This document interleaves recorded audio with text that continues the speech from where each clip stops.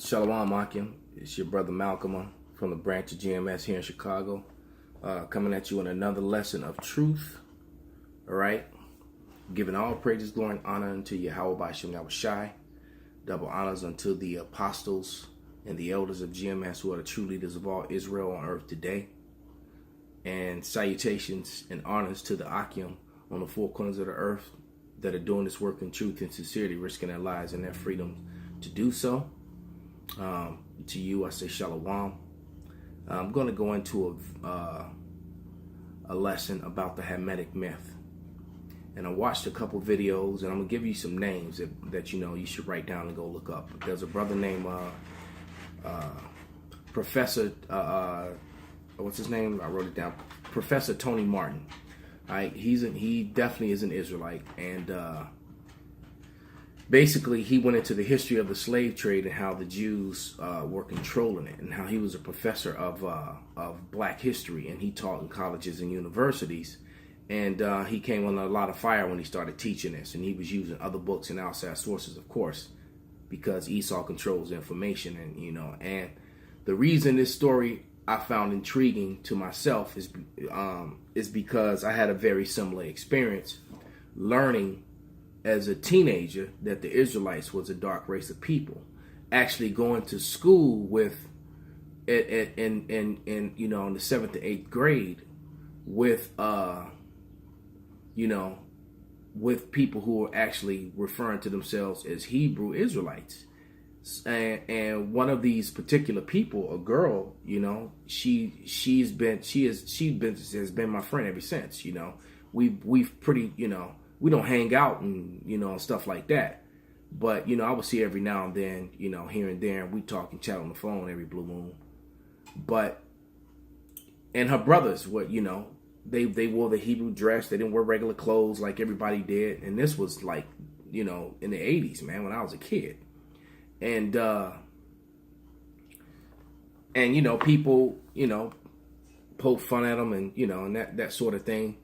But the truth of the matter is they had it right all along. And it's interesting the conversations that we have now, but then how they're so distant from it. But she still believes that she is a Hebrew Israelite, and she believed that what I'm doing was right and noble, but yet she had one foot in the world and one, because the truth of the matter is she was my first and real wife. Understanding what a wife is, because when we were kids, that's what happened. But which is probably why we stayed friends, why we still would talk. But she's got one foot in the world, and and I don't deal with her for that reason, and haven't, won't cross that line, because she's in the world. But nevertheless, this guy Professor Tony, he was featured on another guy's video called what's the guy's name, was David Irving. And David Irving is a historian, an Edomite historian, man, and he's famous for being a Holocaust denier and presenting the proof and the truth that the story that is told to the world is a fabricated version. And he's, and going into all this history about Hitler, not that I could give a damn about Hitler, to hell with Hitler. He was just another Edomite who was a victim of his own people, who got labeled, this horrible person, because he was going against the status quo. The Jewish were trying to set up their banking systems and rule over the world, and I guess that was, I don't know the full story. That was, being launched out of Germany, and he was trying to get in the way of that. So he's been demonized. All right. But let's jump into it, because one of the subject matter that he talked about was the Hamitic myth. All right. And how the Hamitic myth was spun from the Talmud, okay? And that there was another guy. What's his name? His name is Harold Bachman, PhD. Harold Bachman.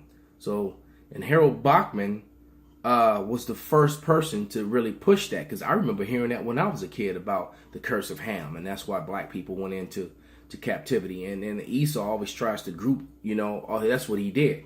He grouped everybody dark together and came up with the three different races, because this Harold Bachman basically he was pushing that Shem was the father of the Asian race, Japhet was the father of the white race. That's why you have Ashkenazi Jews. This is why everybody is so confused. Those are all lies. And that Ham was the forefather of everyone that was dark. But the truth of the matter is all nations were dark. All right? You got Indians today, East Indian people, who are just as dark and darker than some Africans. I've seen them with my own eyes, see them all the time, but yet they're not called black. So that was all a line of creation. So let me get a scripture, man, because that story came out of the Talmud. All right? And, and I had to give you the monologue before I got to start to read the scriptures, just to set the whole stage for what was happening here. But this is Isaiah 34:16. Seek ye out of the book of Yahweh and read, none of these shall fail, none shall want her mate. For my mouth it have commanded, and his spirit is gathered, it hath gathered them. So the prophecies in this book, and the history in this book, is true and accurate. And everything else is hearsay. All right. Now, if it's coming from a book and it matches up with secular history, that matches up with the Bible, then you got something that you can depend on and work with. But but the Hamitic myth is exactly that, as Professor Robbins referred to it. Okay. And then, in the true fashion of a Jake, Professor Robbins approached or came at Professor Harold Bachman, this fake Jew. And when he did it, he recanted his statements, man. But it's too late, because he actually, in his what do you call it? His PhD dissertation of Harold Bachman in 1977, he already wrote a book, man. And the information I'm talking about is on page 34. Okay? And I think it's called now I'm forgetting it. Let me see if I wrote it down. But yeah, I guess you could just look up his name, because I'm telling you this because I want people to challenge this. And so, because, there's going to be people that scoff and put their stupid comments on the comment board, But, those people won't do any research or go look anything up. Or they'll go look up totally whitewashed information like that of Professor Bachman. But once you challenge it and bring out real history and challenge it, people begin to shut down. And that's exactly what Professor Tony Martin did, because once he got in trouble for teaching the truth, he started challenging the people who was coming against him, and then people started backing down because the history that he was presenting was true and accurate. You can't, the truth speaks for itself, man. All right. But Professor Bachman retracted his statements, man. And just to show you how much of a liar the Esau is, this is a children's book. I said I was going to go into this book. All right. And according to Esau, this is David and Goliath. Now, I wrote a couple scriptures on here. And that whole Hamitic myth thing, that would be impossible, because according to the scriptures, the Canaanites were black. But according to Bachman's thing, he even says that the Canaanites are blacks. But when you go watch Hollywood movies, the Canaanites, such as Goliath, are always portrayed as white. Why is that? The Egyptians are always portrayed as white. Why is that? All right? Or so-called white, I should say. Because there's no such thing as white. There's, different shades of red, different shades of brown. Okay? Because in order for the Canaanites, how you going to portray in the movies that the Canaanites are white, but then yet push the curse of Ham? When Canaan is the son of Ham, and you say that Ham is the forefather of all the dark races. But yet every time you show your movies, you portray Goliath and the Philistines as so-called white people, as Caucasians, all right, and the Israelites. Why? Because both people were dark in reality and in truth. And I got some scriptures written here that I'm going to read, all right? And this is a simple and basic, cut to the heart right out the gate. But first thing let's get Amos 7. I'm going to read the scriptures, then I'm going to present the evidence, which the scoffers may not even last to that part of the video. They're just going to scoff and turn it off. Because when the evidence come out, they don't want to hear or see that part. All right. Are ye not as the children of the, this is Amos 9:7. Are ye not as the children of the Ethiopians unto me, O children of Israel? Saith Yahweh, have not I brought up Israel out of the land of Egypt, and the Philistines from Kaphar, and the Syrians from Ker? All right. Now, as you see in this picture, you can't tell the difference between a Philistine and an Israelite. Problem is that they're the wrong skin tone, according to truth and history, according to the relics, and according to the scriptures. Okay? This is Genesis 10:6. Okay? Genesis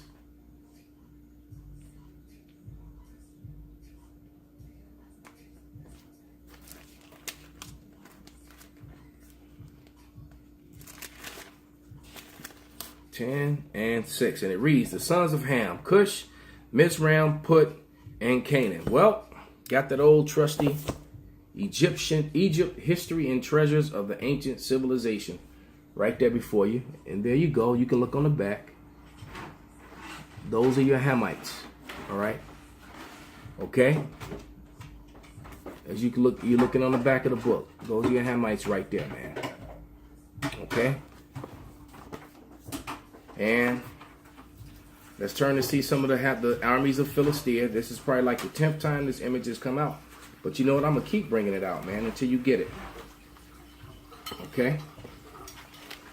There it is. Hold on, man. Salakia. All right? So there you go. All right? Those are your armies of Philistia, man. Okay? Those are your armies of Philistia. I'm going to keep, and you know what? I really, really like this book, man. Why? Because here, this is Genesis 10:14. And Pathrusim and Caphlam, and out of whom came Philistine and Caphartum. All right. As a matter of fact, let me read up one more scripture, verse 13 to Genesis 10:13. And Mizraim begat Ludum and Anam and Luban and Naphputim and Perusim and Caphlam, and out of whom came Philistim. All right. So the Philistines were in fact Egyptians, and all through this book you can see the Egyptians being a Negro type with woolly hair and cornrows and braids. Okay, all through this book, all the way up until you see the Ptolemies come in, and that's when you begin to see white people. But that was after the Ptolemaic takeover, not prior. So here are the relics that were dug up and put in museums that are still around to this day. All right. These are actually the Israelites. They were sheep herders. So they're showing you the Israelites coming in to Egypt and into the land of Egypt, man. All right. So Esau is a liar, man. All right, let's flip the page. Okay, this is Solomon, supposedly. And there's a story with the woman with the babies. Everybody's Edomites, man. All right. We got cheetahs with collars on. You know, everybody's Edomites, man. Solomon is a white guy. When so-called, when all through the scriptures it talks about the dark flesh of Solomon. All right, and let's just get a quick scripture to kill that lie. And let's go to the Song of Solomon. Okay.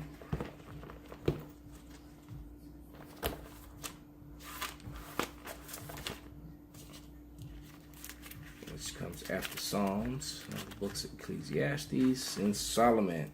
Solomon 1:5. And it reads, I am black but comely, O ye daughters of Jerusalem, as the tents of Kedar, as the curtains of Solomon.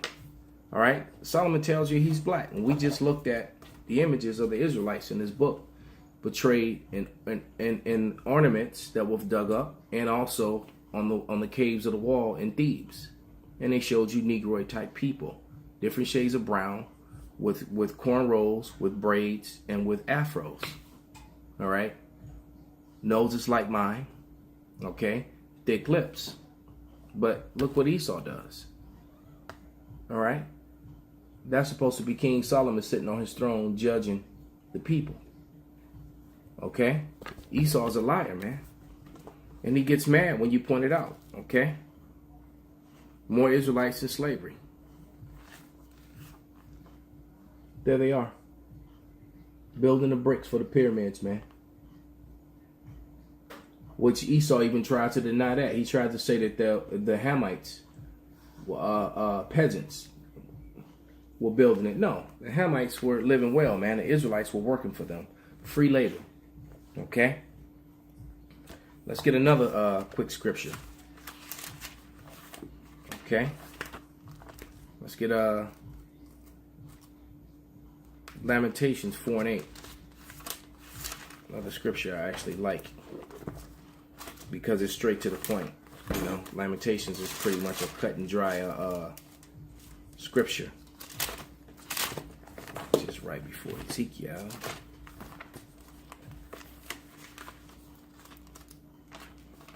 This is Lamentation 4:8. Their visage, meaning when you look at them, their faces, is blacker than a coal. So we all know what a coal looks like. A lump of coal. All right? They are not known in the streets because they're called by all these other names. Their skin cleaveth to their bones. It is withereth and it become like a stick. All right? They were skinny and starving, man. All right? Because of the famine. Okay? These people's faces are not dark as a coal, man. And so, in books, in movies, in Hollywood, and in animation, Esau lies. And this is why the masses believe in lies, man. All right? So one more thing.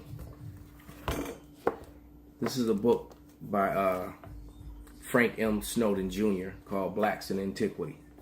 And basically, you know, when I read the other day, the last video about in the Josephus, how the kingdom of Greece was translated from these dark Etruscan people to these Edomite people, and that's basically what the cover of this book is showing you. All right, and it was, and you know, and it goes to tell you how the Alexander the Macedonian were translating one king, you know, the kingdom to their own, man, as if they were people derived from themselves. Well, once again, just to show you, in Hollywood, and this is a very good movie if you've never seen it, especially the director's cut. Don't even watch the regular version. You have to see the director's cut of this movie, Troy. But there it is. If you look at the arrow, okay, the arrow is pointing to the king known as Memnon. All right, and his brother. All right, that's Memnon. That's supposed to be his brother. That's King Memnon. Brad Pitt plays Achilles. He plays the king of Troy, and Eric Bana plays the prince of Troy. But Memnon, pay attention to Memnon, because in this book, here are it says detailed heads of Memnon and Negroes from the black-figured neck amphora. So here are the relics that were dug up. Okay, especially looking at this guy and all of them. These are Memnon soldiers, man. Right here, there's Memnon in the middle with his shield, with the Trojan. But see, when you see that Trojan, that headdress, usually seeing so-called white people attached to that. Because you go to any school in Babylon here in America, and you'll see schools that call themselves Romans, or the like Latin school here in Chicago. It's a white guy with his face like that. You see the Romans wore that dress, but they weren't the first. The first people were those dark skinned Etruscans, like these people right here. They had those Negroid type features, man. Hey, so the so-called white man, who is Esau Edom? is a liar. All right. I'd like to give all praises, glory, and honor to Yahweh Shem Shai, double honors unto the apostles, the true, and the elders, the true leaders of all Israel on earth today. And salutations to you, Akim, all right, and you few Akwaf that are watching and learning. Shalom.